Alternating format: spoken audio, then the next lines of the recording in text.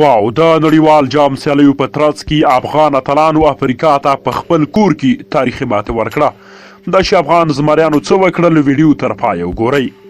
ګرانو مینوالو السلام علیکم. افغان له 19 کلنو کم عمره لوبډلې وکولی شول چې نن د نړیوال جام په خپله لومړۍ لوبه کې د سیالي سویلي افریقا لوبډلې ته د 2 ویکټو په توپیر ماتې ورکړي او د 19 کلنو کم عمره لوبډلو د نړیوال جام خپله لومړۍ لوبه کې بریا خپله کړي. په پیل کې د لوبې پچه د سویلي افریقا لوبډلې وګټله او لومړی د افغان لوبډلې پر وړاندې د توپوهنې پریکړه وکړه. افغان توپچوونکو نن په زړه پورې توپچونه وکړه او سیاله لوبډلې ډیرو منډو ترلاسه کولو ته پرېنښوده. د لوبې په پیلېدو سره د 19 کلنو کم عمره لوبډلې تکړه توپچوونکی فضل حق په پرله پسې ډول 2 ویکټې ترلاسه کړي چې دغه کار ملي لوبډلې ته لا ډیر مورال ورکړ چې ورپسې نور احمد لکنوال هم 2 ویکټې واخیستې او د شفیق الله غفاري توپچونې بیا سیاله لوبډله له سختې ورختۍ سره مخ کړه. شفیق الله غفاري په نننۍ لوبه کې ډیره په زړه پورې توپچونه نندارې ته وړاندې کړه چې د سیالې لوبډلې 6 ویکټې واخیستې.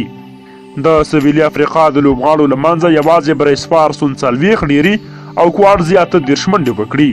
چې په پیله کې یادې لوبډلې په 9.1 اورونو کې د ټولو لوبغاړو په سوځېدو 129 منډې ترلاسه کړي او افغان لوبډلې ته یې د 130 منډو هدف وټاکه. ورپسې افغان لوبډلې د توپوهنې پاڼۍ پیل کړه چې په 25 اورونو کې د سیالې لوبډلې هدف ترلاسه کړ او په دې سره د نړیوال جام په خپله لومړۍ لوبه کې بریا ترلاسه کړه. د افغان توپوهونکو له منځه عمران میر 50 ډیري او ابراهیم زدران 52 منډې وکړي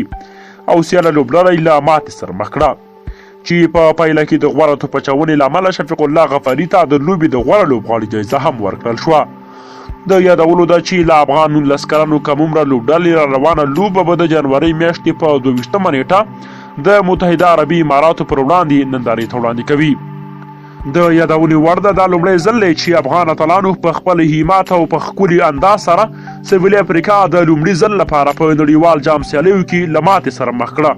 چې دا د افغان لوبډلې لپاره یو نوی ریکارډ و.